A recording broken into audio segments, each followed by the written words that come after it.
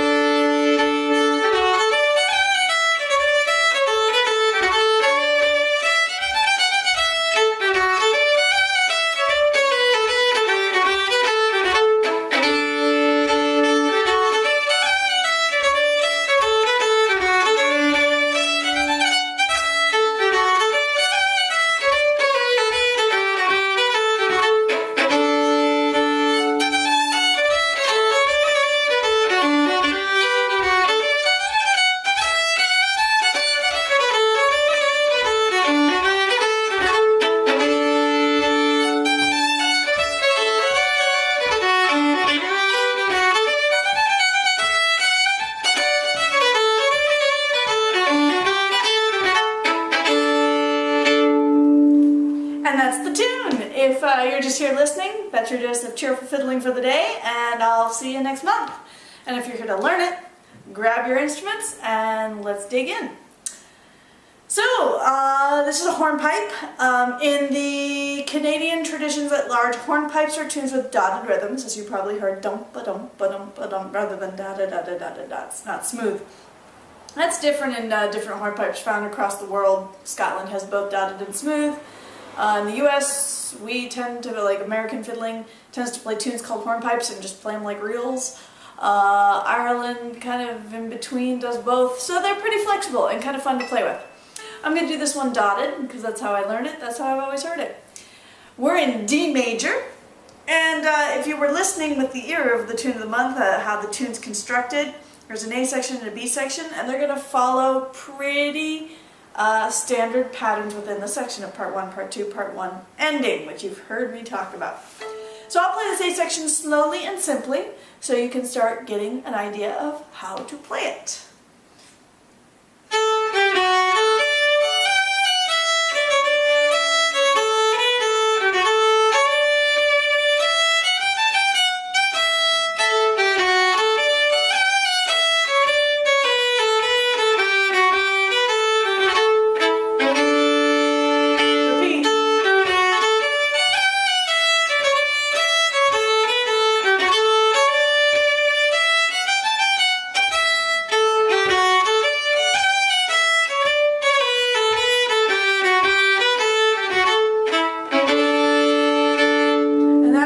You might notice I'm leaving ornaments in, left-hand ornaments, because there are not that many of them, and if you've been following Tune of the Month, I think you'll be able to pick them up by ear if I give you a couple hints.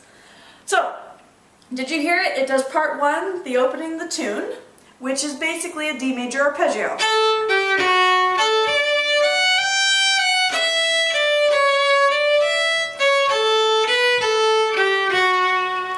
much. I'll do it again.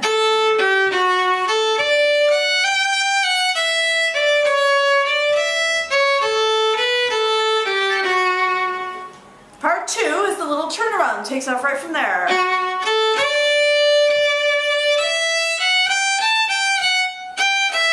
With a little triplet rhythm there. I'll go again.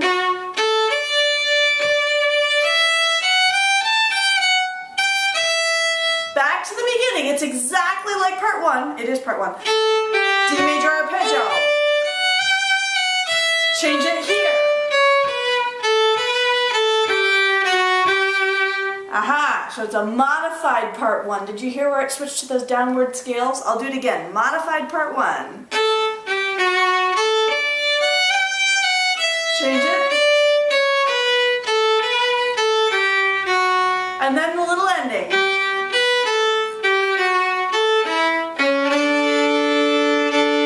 I'll do the ending again.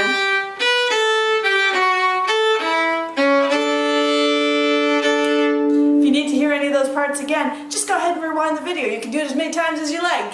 I'm not going anywhere, technically speaking. Alright, so that's the whole A section. Part 1, Part 2, Part 1 modified, and an ending. Cool! Let's do the B section. I'll do the whole thing slowly.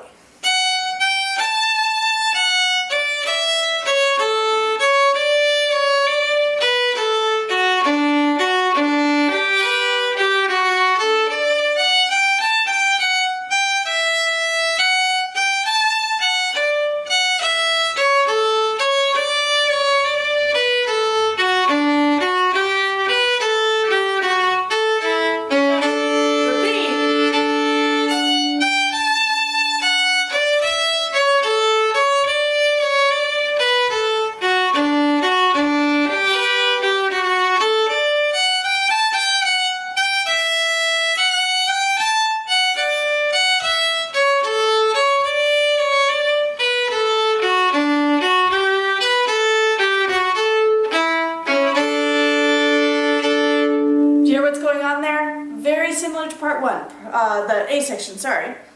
Part 1, part 2, part 1 modified, and then an ending. And that ending should have sounded very familiar to you because like many tunes before it and after it, Bonnie Isabel Robertson has the same ending for both the A section and the B section. Alright, so let's break it down. Part 1 is this little high bit.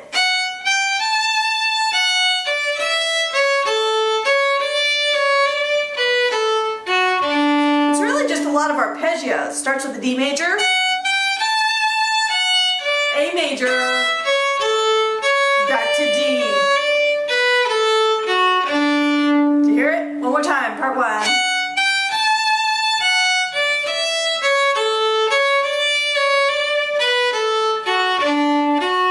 Part 2 does this little G major arpeggio that I start with a slur.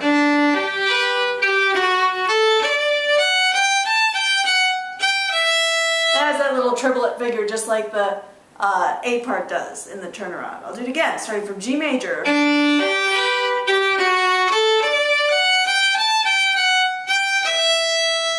Back to part 1, but this is a variation. So rather than just playing a long note, we add just a little bit.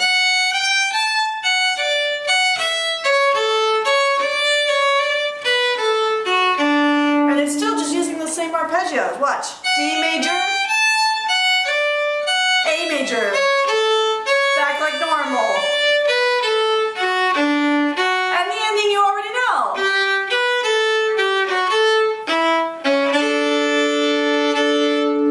And that's the whole B section. Again, any parts you want to hear again, go ahead and rewind the tape. You can do it as many times as you like. But we're ready to put the whole tune together. Now, a couple of things you may have noticed while I was playing. Slowly. Usually I'm doing the rhythm dum ba dum ba dum ba dum with the long note first and then the short note. Long, short, long, short, long, short, long, short. And very occasionally I'll take one of those groups and flip it around and go short, long. So I'll go short, long, long, short, long, short, long, short, short, long. And that's borrowing a little bit from this display vocabulary out of the Scottish and Cape Breton traditions. It's okay in Canadian hornpipes. I picked it up from a couple of great Canadian fiddlers. So I don't do too much of it, and I wouldn't do it in, say, Irish hornpipes. But in the Canadian, I do it occasionally, and you may notice that I switch it around. It's just a way to make a little bit of variation. I'm mostly doing long, short, long, short, long, short, long, short, because you don't want anybody to mistake this as a strathspey. It is not. Although you probably could play it as a pretty cool strathspey if you wanted to switch things up. Not on this video, I won't, but I'll try it later. Now that's a good idea. The other things you may have noticed is that I'm using mostly separate bows. Yum, ba-dum, ba-dum, ba-dum, and I'm kind of bouncing off the down bows to give it a light and dancey feel. Occasionally, I'll add a connection slur, right? Like I did in the part 2 of the B section, which is 1, 2, 3, up, bum, ba-dum. And because it's a 3-note slur, it doesn't change the direction of my bow, and I never have to worry about being backwards. Pretty cool. Occasionally there's a long note, like at the beginning of the B section. Now I have to hook my bow. Did you see that? Up, up, down, up, up. That's what I call a buffer bowing. We discussed this in past Tune of the Month videos, that when you have a quarter note that would change the direction of your bow, you need to slur or hook the next 2 to get back going down bow with the down beats with gravity. That's our goal as fiddlers, because that's what feels and sounds the best. Other than that, it's pretty straightforward. I'll play the whole thing through at kind of a medium tempo, and I'll put the ornaments in and tell you what I'm doing. If you don't understand what any of them are, you can check out past Tune of the Month videos. I'm not using anything in here we haven't already discussed. Here's the whole, oh yeah, and if you would like to see sheet music for this tune, on my email list, anybody who's on my list can get the sheet music. I'll email it out with my monthly hello to everybody. Just my hand scribbled for fun that has all the bowings and things that we talked about in this video.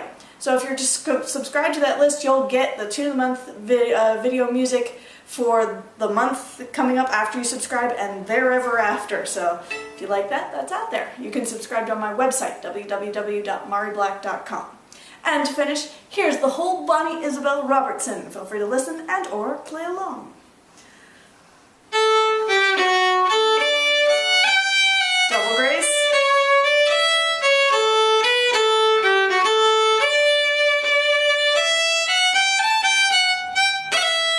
Double grace. Again. Same thing. I'll do it again. It's all double grace notes.